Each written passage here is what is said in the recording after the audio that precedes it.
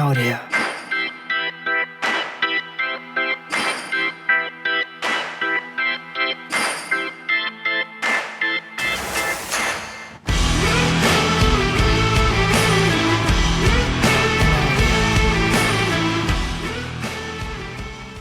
Hello and welcome to episode 7 of the Kneehill Scoop.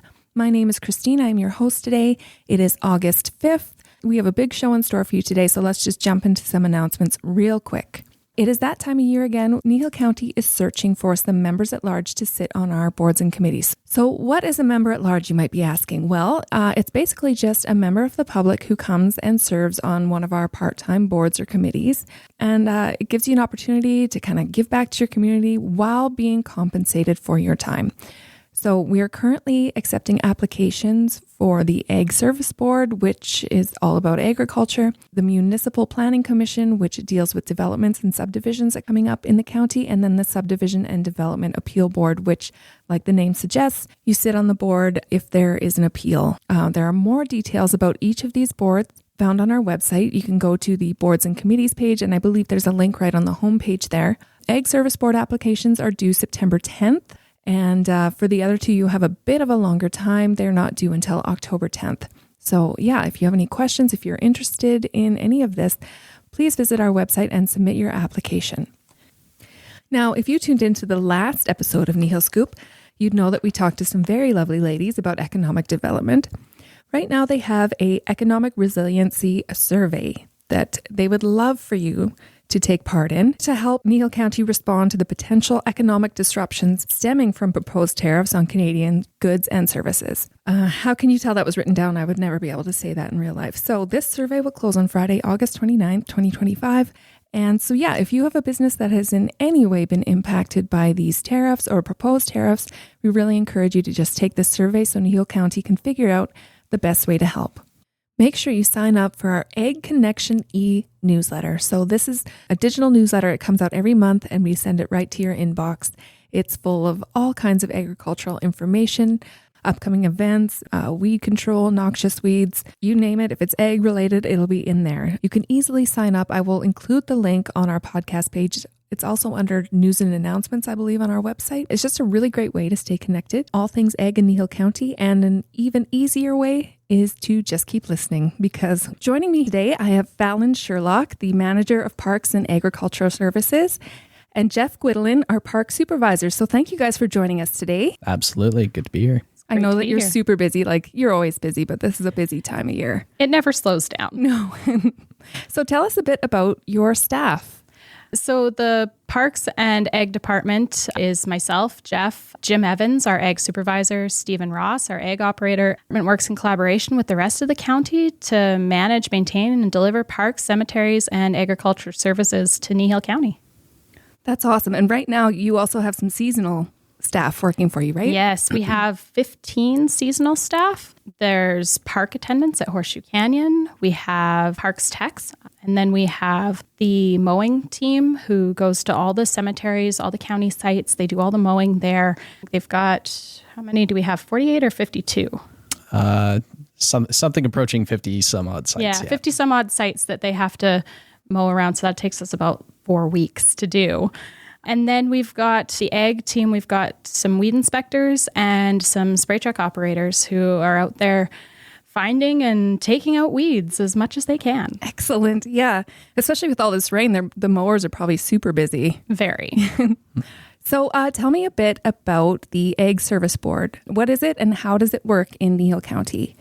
So the Agricultural Service Board, or the ASB as we call it, is a provincially legislated municipal committee under the Agricultural Service Board Act, which their duties include acting as an advisory body to council, advising and helping organize and direct weed and pest control and the soil and water conservation programs. They are to promote, enhance, and protect viable and sustainable agriculture with a view to improving the economic viability of the agricultural producer, and then to promote and develop agricultural policies to meet the needs of the municipality.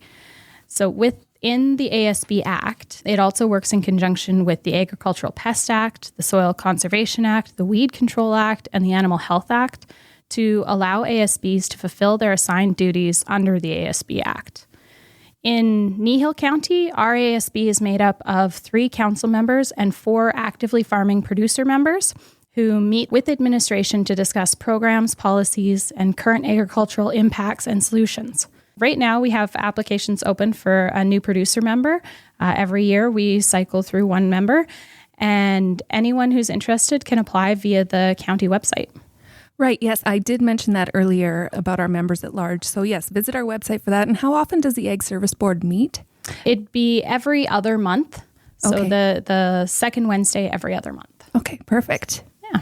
And so with all this legislation, what programs and services does the ASB and Ag Services provide to support landowners? So almost all of our program is delegated through our provincial ASB grants for legislative support and resource management. With the ASB strategic business plan, we've also identified agricultural promotion as a priority. In the cold seasons, we focus on educational events, program promotion, connecting people to different funding and information. While in the summer, our field work centers around weed and pest identification, management, and the different surveys we do for the province. We tend to take an educational approach with our inspections and work with landowners to inform them about the weed or pest that we find, and then find mutually beneficial management solutions. We also handle vegetation management for all county lands, utilizing what's called an integrated pest management approach, which includes chemical control via herbicide applications, mechanical control through mowing, and we'll even utilize insects for biocontrol of certain weeds in specific cases. Well, that's cool. I didn't know that. So let's talk a bit about our roadside mowing and the vegetation control. What is it? When does it happen? And why is it so important for the county? So the roadside mowing program is part of the integrated pest management approach for weed control along county-maintained roads, as well as improving visibility along the roadways and reducing the snow drifting in the winter. Since 2023, we've increased the mowing to twice annually to assist in managing the herbicide-resistant kochia that we'd been having quite a problem in controlling. Our contractor mows approximately 4,500 kilometers of roadways, with the first pass starting June 1st and the second August 15th. Yeah, that kochia is a growing concern, isn't it? Very much so. See what I did there? Yeah. So punny. Yes, thank you. And so we do still have that survey open, right? People can talk about the... Okay. So it'll be open until the end of the next rotation to allow people to give us their input on if they like the 2 rounds of mowing, if they like the way that we're doing it, if they feel that the quality has been what they like to see. We'd really like to hear that feedback. So that is on our website and our social media if you're looking for that. So how are the mowing priorities set, and how can the public learn where the mowers will be? So before the contractor starts each rotation, we determine the starting area based on growing conditions, the weeds of concern we want to target, and where other county activities are happening, such as spraying and road work. Starting this year, we divided the county into 4 quadrants and set up the Notify Me system to help inform the public on where the mowers are starting and where they're going to be next. People can sign up for these direct notifications on the county website. With your help, Christine, we also put this information on our county social media channels. That's right. And I do include it in the newspaper as well. We do. Yeah, so keep an eye out for that. So as you know, we have an email set up that people can send in questions for the podcast. And this was very timely because I have the experts right in the room. So we received this question from the public. They want to know, is it true that the county hired an out-of-province company to mow ditches and roads? If so, what were the cost savings? And are those savings significant enough to justify sending taxpayer dollars outside the community or even out of the province? Can you respond to that? Absolutely. So the first thing that people need to know is that as a municipality, we need to adhere to certain procurement principles, including complying with the applicable trade agreements, such as the Canadian Free Trade Agreement. This ensures that we have a fair and open competition, that all qualified suppliers have equitable opportunities to bid in the process. More on our procurement process can be found in the recently updated Purchasing and Procurement Policy 16-19. When we undergo a tender process for a contractor, like the roadside mowing program, before the tender goes out, we develop a grading matrix, which includes things like the price, qualifications, and previous experience. Once we receive all the bids and the tenders closed, we review and grade the submissions and select the contractor that provides the best overall service according to the qualifications and the pricing we've set. Our objective is to provide the best service for the best value, and we believe that we have been able to accomplish this through this process. Thank you. And once again, to the members of the public, if you do have questions for the podcast, you can either visit our podcast page or you can send those to podcast@kneehillcounty.com. So let's move along and talk a little bit about our parks and campgrounds. How many parks do we have? What kind of amenities or experiences do they offer for residents and visitors? All right. So first off, the Parks Department take care of 4 campgrounds: Keevers Lake, Brackeneers, Torrington, and Swalwell Campground. Along with that, we have 2 prominent day-use parks overlooking the Badlands, which includes Horseshoe Canyon and Orkney Viewpoint, and smaller sites as well, including our playgrounds within the hamlets of Torrington, Wimborne, Swalwell, and Huxley. So as far as amenities go, all campgrounds as well as Horseshoe Canyon and Orkney Viewpoint, they offer basic amenities such as outhouses as well as waste and recycling collection. Keevers Lake also takes that a step further and provides a wash house with flushable toilets and hot shower facilities. So Keevers Lake will offer lots of recreational opportunities. So for example, we have boating with small manually powered watercraft, so things like paddleboards, canoes. The site also features camp kitchen, ball diamond, and lakeside day use area. And further physical activities for patrons include a playground setup as well as a sport court, horseshoe pits, and a beach volleyball court. Locations such as Brackeneers, Swalwell, and Torrington offer kind of a smaller setting for unserviced and tent camping. Brackeneers and Swalwell in particular offer peaceful day-use sites, including a new camp kitchen shelter that was recently constructed at Brackeneers, and also a pretty expansive day-use location to the north of the main camping area at Swalwell Dam that's especially popular for activities such as bird watching. Locations such as Horseshoe Canyon Orkney Viewpoint offer unique experiences with views overlooking some of the most prominent natural formations that the Badlands have to offer. So Horseshoe Canyon in particular offers a very unique experience with being able to go down into the canyon and just immerse yourself in the several kilometers worth of maintained and visitor trails, and just really gives you a chance to experience the unique geography and history of the Horseshoe Canyon formation. Absolutely. It is so beautiful down there. Our campgrounds are a big draw in the summer. What should people know about them? Are they fully serviced, and do they require reservations? So Swalwell, Brackeneers, Torrington, and Keevers Lake campgrounds are all Kneehill County owned and operated and feature a big mix of site types and day use areas. So Keevers Lake in particular features a mix of group and regular sites with power and potable water hookups at each site, as well as a number of unserviced first come, first serve sites as well. So Brackeneers and Swalwell too, they both have a potable water source located at a central location within the campground. So all campsites in these 4 locations do require reservations with the exception of the first come, first serve sites at Keevers Lake. And so those can be accessed through the website Let's Camp. Right, yeah, and there's a link to the Let's Camp page if you go to our campground section. Here's a quick question. I always get confused. Is Swalwell Dam stocked or not with fish? It is. If you want to. It is not. Water levels in the dam as well as the diluted oxygen levels don't allow for fish to survive there any longer. It hasn't been stocked for about 10 years. It used to be, but not anymore. So what's the most popular park or campground in the county? Any hidden gems locals should know about? Yeah, so in terms of popularity, and probably not too big of a surprise, so Horseshoe Canyon, most definitely probably our biggest and most popular park site in the county. And also, as far as campgrounds go, Keevers Lake, just having our widest variety of sites, definitely our most popular campground there. So in terms of Horseshoe Canyon, just with its presence along Highway 9, it's a popular stop on the way through to their sites in the area. So it sees high volumes of traffic and quite a large amount of visitation as well. So it's not an exact number, but just given our data collection, we estimate something to the tune of an average of 92,000 people each season. Wow. And that's from January right through to December. That's amazing. Oh, yeah. Lots quite popular for sure. Yeah.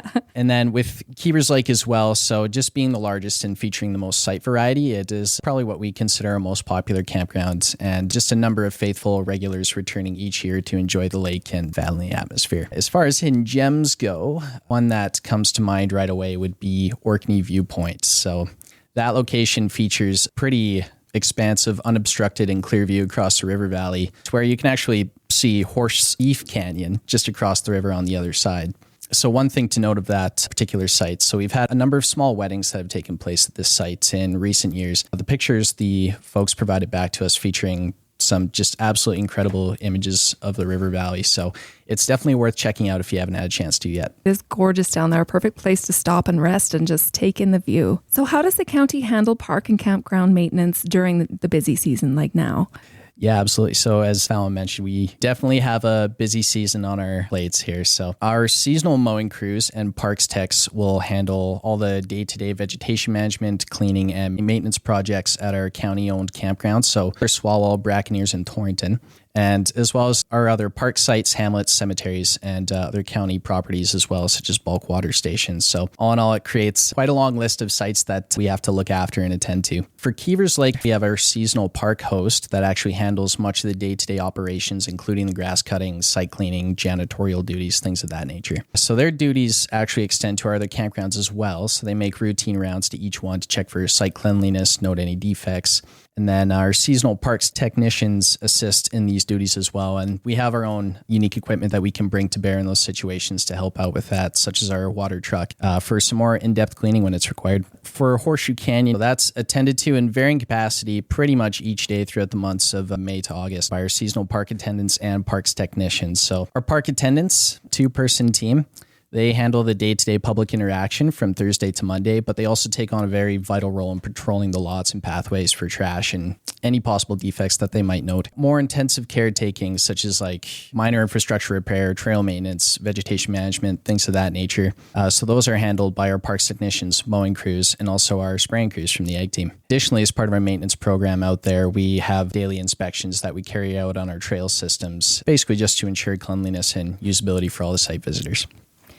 And I would imagine there are some challenges in keeping our parks clean, safe, and accessible, especially when they're used by visitors outside the region.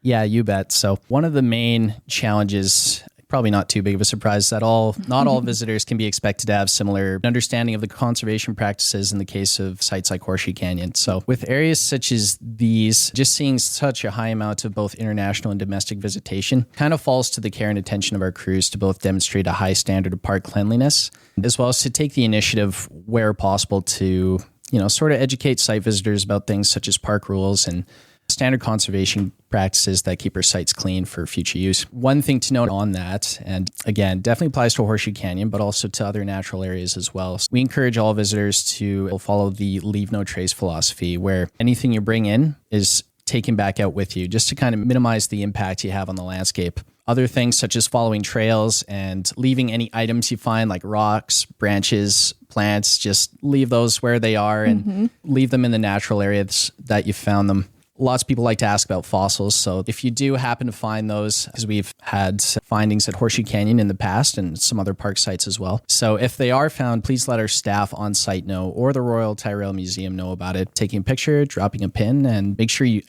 leave the item there and let the ones responsible for it check it out after. So.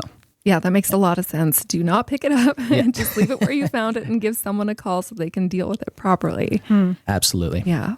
Kneehill County is launching a Parks and Recreation Needs Assessment this year. Can you tell us what this is and what the county hopes to learn from it? Yeah, of course. So the Kneehill Regional Parks and Recreation Needs Assessment is a comprehensive study of the parks and recreation available to Kneehill County and its internal neighboring municipal residents, and kind of seeing what the residents want to see for future priorities in these areas. It'll include an inventory and assessment of current facilities and programs, both public and private, public consultation, benchmarking with similar communities, and suggestions for priorities for future planning. And what kind of community engagement is planned for the assessment? Will there be a survey or open houses? Community engagement is the keystone of this assessment. So we will have lots of opportunities for residents to provide input, including individual public surveys, workshops and focus groups with community groups and ag societies, and stakeholder interviews with recreation service providers and municipalities. We will be at local events and host engagement sessions to promote the project and provide people with the opportunity to comment in person. The public survey will be open in September and will be available until the end of October. We will have a webpage with all the information on our website. Right, and that'll be coming very soon, right? Very soon. Yes. So the individual interviews will kind of start here in the next few weeks, and then the public survey will open in September. Awesome. Okay, so keep an eye out for that on our social media and our website. And I think our upcoming newsletter will have more information on that as well.